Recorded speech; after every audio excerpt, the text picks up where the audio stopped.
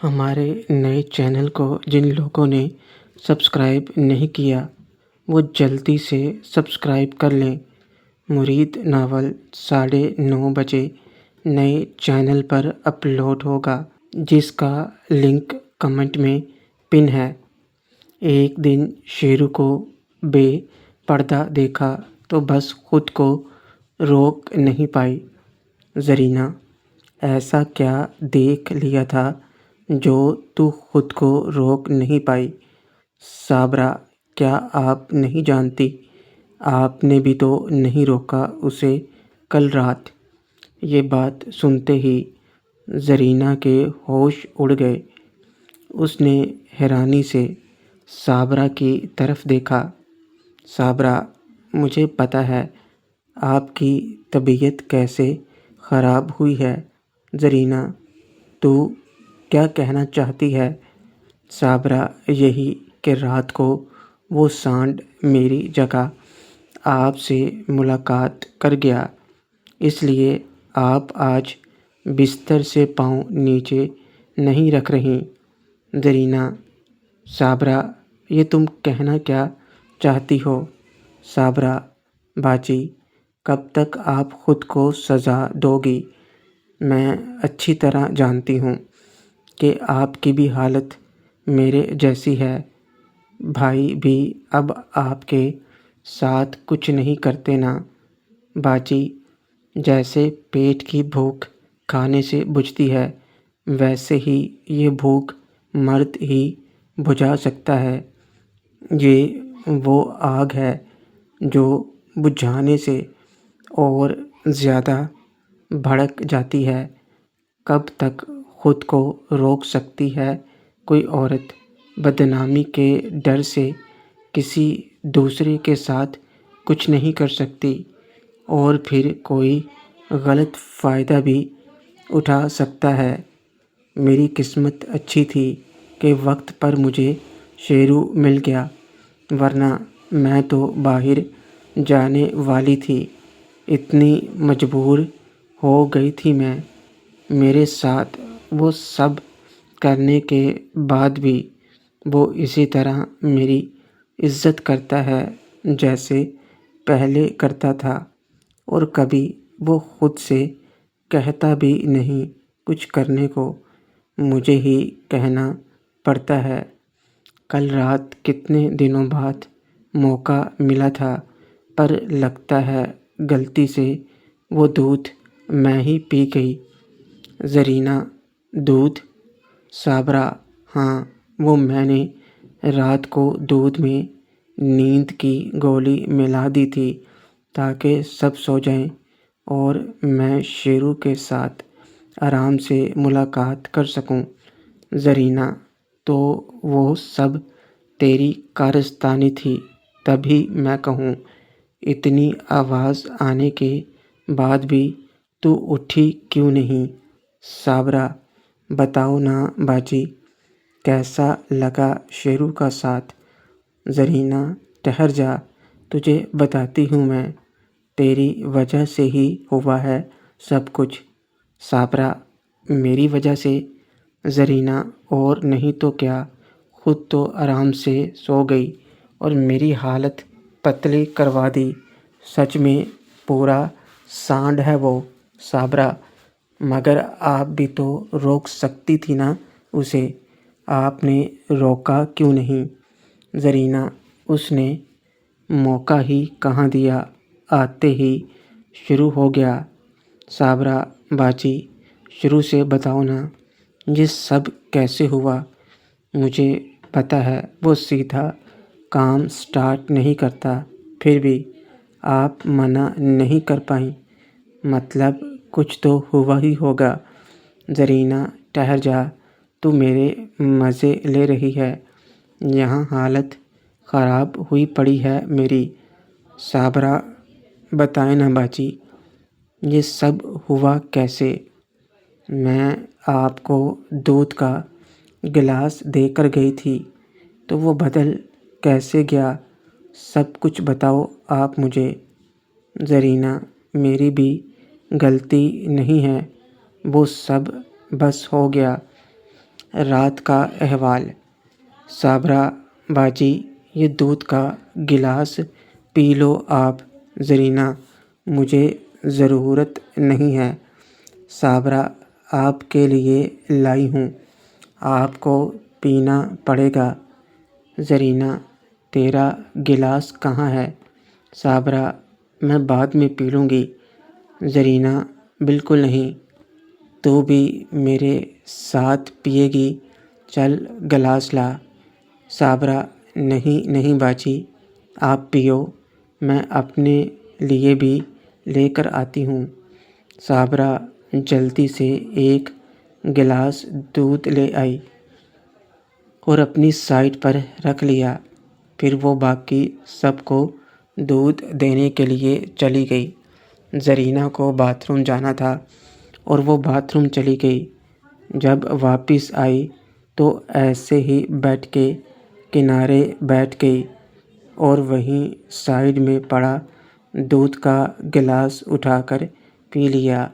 جب وہ بیڈ پر لیٹنے لگی تو اس کی نظر دوسری سائڈ پر رکھے دودھ کے گلاس پر پڑی جو اس نے خود رکھا تھا۔ زرینہ نے وہاں سے دودھ کا گلاس اٹھا کر اس جگہ رکھ دیا جہاں سے اس نے دودھ کا گلاس اٹھا کر پی لیا تھا۔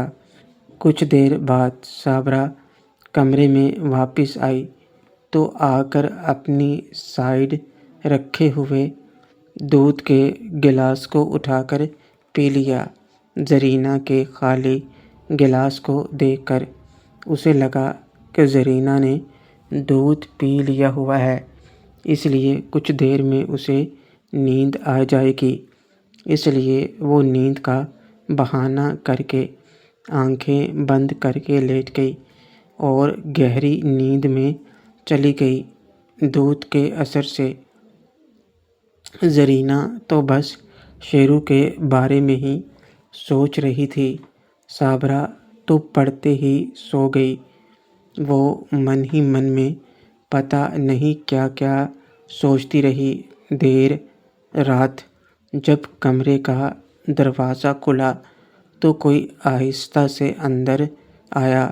زرینہ ابھی جاگ رہی تھی، اسے سمجھتے دیر نہ لگی کہ یہ شیرو ہے۔ زرینہ دیکھنا چاہتی تھی کہ شیرو اور صابرہ کا آپس میں کیا رشتہ ہے، اس لیے وہ کچھ نہ بولی۔ شیرو نے جب آواز دی صابرہ کو تو زرینہ نے کروٹ بدلی، جس سے شیرو کو لگا صابرہ دوسری سائڈ پر ہے۔ جب شیرو نے زرینہ کا پاؤں پکڑ کر اسے گھسیٹا تو زرینہ کو جیسے سانپ ہی سونگھ گیا۔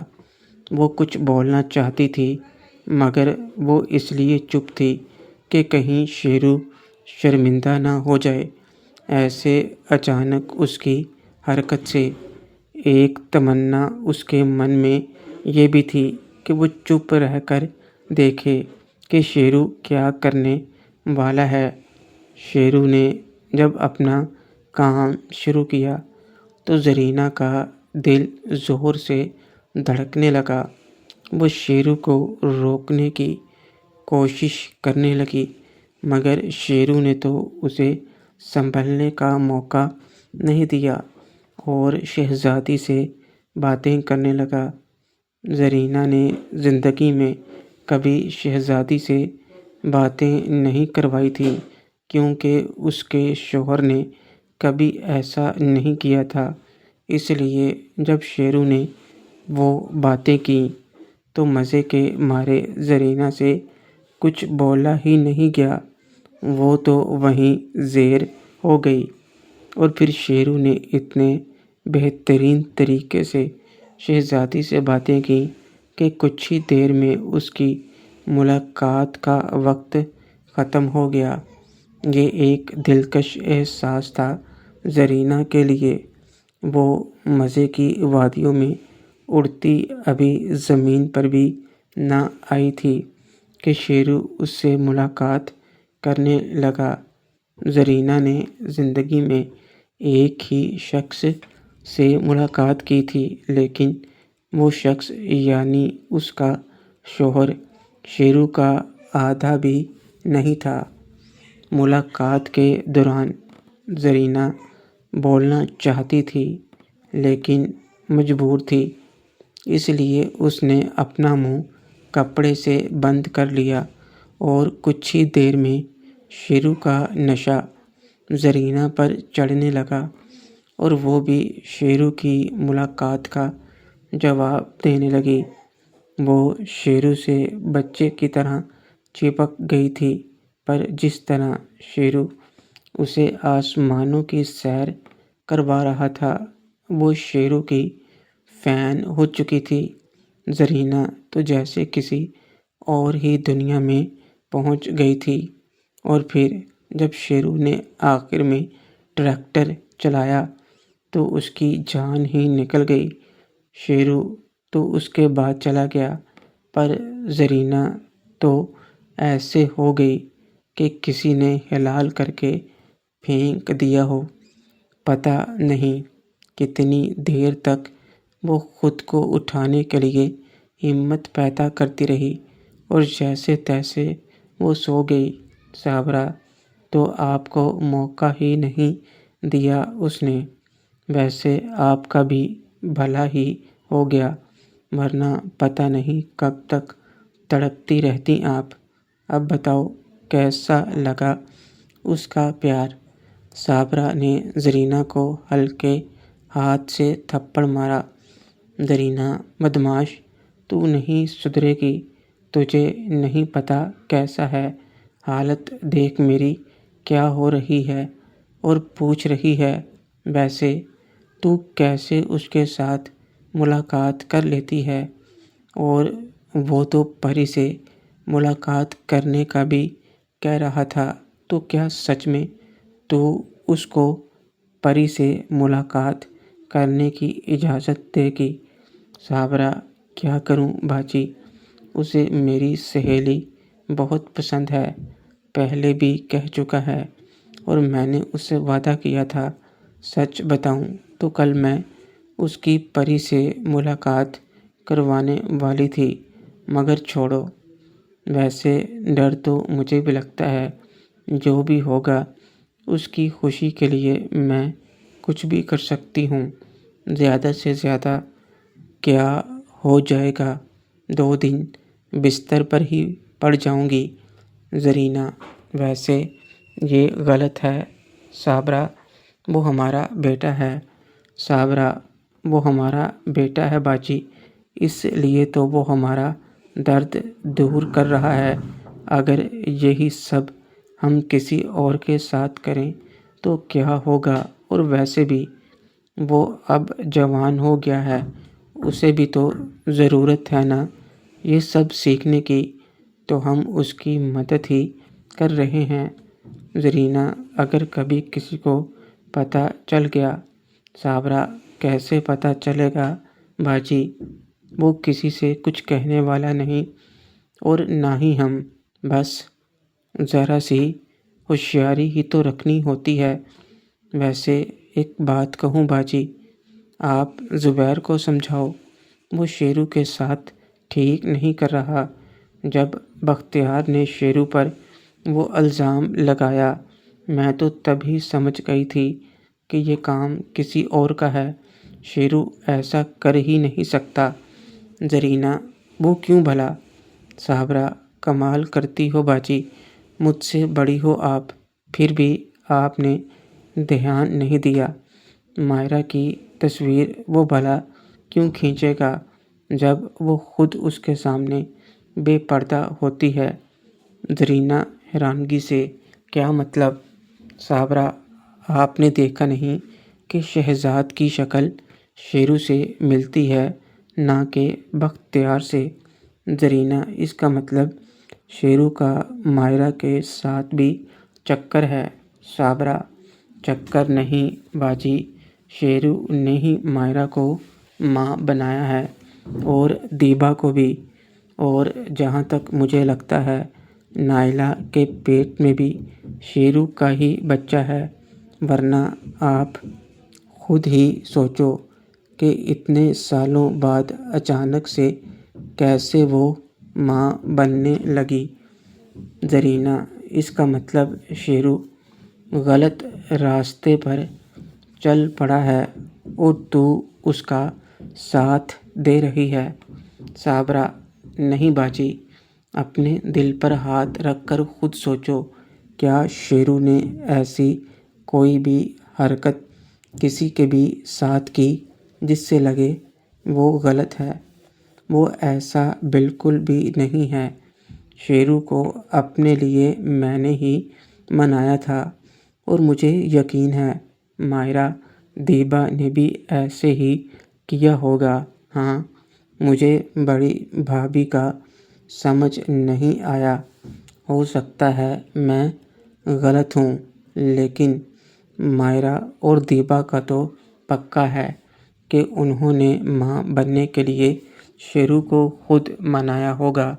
وہ غلط نہیں باجی، وہ تو سب کو پیار کرتا ہے۔ آپ بھی اس کے بارے میں غلط مت سمجھنا۔ اگر یقین نہ ہو تو اس کے سامنے بے پردہ ہو کر دیکھ لینا، وہ آپ کو دیکھے گا بھی نہیں۔ زرینہ: یہ تو ناصرہ نے بھی بتایا تھا، پر اتنی سی عمر میں ہم اس کے ساتھ یہ سب۔ صابرہ: اب آپ اس کی عمر دیکھ رہی ہیں، اس کی طاقت نہیں دیکھ رہی۔ اتنی سی عمر میں باپ بن چکا ہے، اور ہم جیسی آدھی عمر کی عورتوں کی بھی کیسی حالت کر دی ہے۔ زیادہ مت سوچیے، اب آپ آرام کیجیے۔ زرینہ: لیکن میرا دل نہیں مان رہا۔ اگر اسے پتہ چلا کہ کل رات اس نے میرے ساتھ وہ سب کیا، میں اس کا سامنا کیسے کروں گی؟ صابرہ: آپ کو کیا ضرورت ہے بتانے کی؟ ہاں، بس چپ رہیے، اور جب وہ آپ کے گھر آئے تو اچھے طریقے سے خدمت کروا لینا۔ شرط لگا لیجیے، اب آپ زیادہ دن خود کو اس سے دور نہیں رکھ پاؤ گی۔ زرینہ: نہیں، مجھ سے یہ نہیں ہوگا۔ صابرہ ہنستے ہوئے: یہ تو وقت ہی بتائے گا۔ میں آپ کو پین کلر دیتی ہوں، اور کہیں تو آپ کی مالش بھی کر دیتی ہوں۔ زرینہ: نہیں، بس وہ ٹیبلٹ دے دو۔ صابرہ: ویسے باجی، آپ کی سہیلی پری تو مجھ سے بھی زیادہ خوبصورت ہے، اس کی نظر کبھی نہ کبھی اس پر پڑ جائے گی۔ زرینہ: میں اس کی کبھی بھی اپنی سہیلی سے ملاقات نہیں کرواؤں گی۔ تو جا، اب ٹیبلٹ لے کر آ۔ کمر اور پیٹ کے ساتھ ٹانگیں بھی دکھ رہی ہیں۔ صابرہ: پہلی بار ملاقات کی تھی، رنگ تو دکھانا ہی تھا نا اس نے، ہا ہا ہا۔ جب میں زرینہ خالہ کے گھر پہنچا تو ناصرہ باجی تیار بیٹھی تھیں، میرا ہی انتظار کر رہی تھیں۔ وہ پینٹ شرٹ میں تھیں اور نہایت دلکش لگ رہی تھیں۔ بالوں کو سلیقے سے پیچھے ربٹ بینڈ میں باندھا ہوا تھا۔ وائٹ شرٹ اور گرے پینٹ میں 5 فٹ 7 انچ کی ہائٹ میں وہ کمال لگ رہی تھیں۔ میں ان کو دیکھنے میں اتنا کھو گیا کہ ان کی آواز تک مجھے سنائی دی۔ ناصرہ باجی: کیا ہوا، کہاں کھو گئے؟ شیرو: وہ ہاں، کیا کہا آپ نے؟ ناصرہ باجی: میں نے پوچھا کہاں کھو گئے؟ شیرو: آپ تیار ہیں؟ ناصرہ باجی: میں تو کب سے تیار ہوں، تم پانی لوگے؟ شیرو: نہیں، میں ابھی گھر سے تو آ رہا ہوں، چلیے ہم چلتے ہیں۔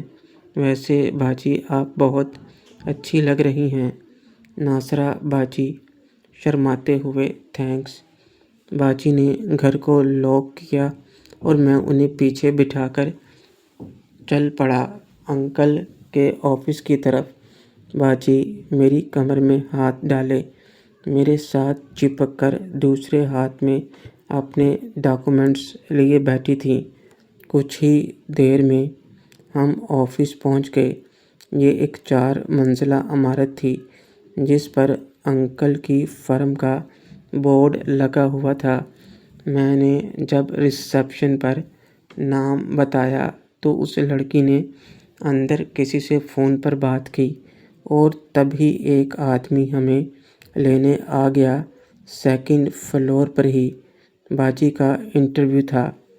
محترم ناظرین اور سامعین، اس کہانی کا باقی حصہ اگلی آنے والی ویڈیوز میں پیش کیا جائے گا۔ اگر آپ کو ویڈیو اچھی لگے، ویڈیو کو لائک اور ہمارے چینل کو سبسکرائب ضرور کریں۔ شکریہ۔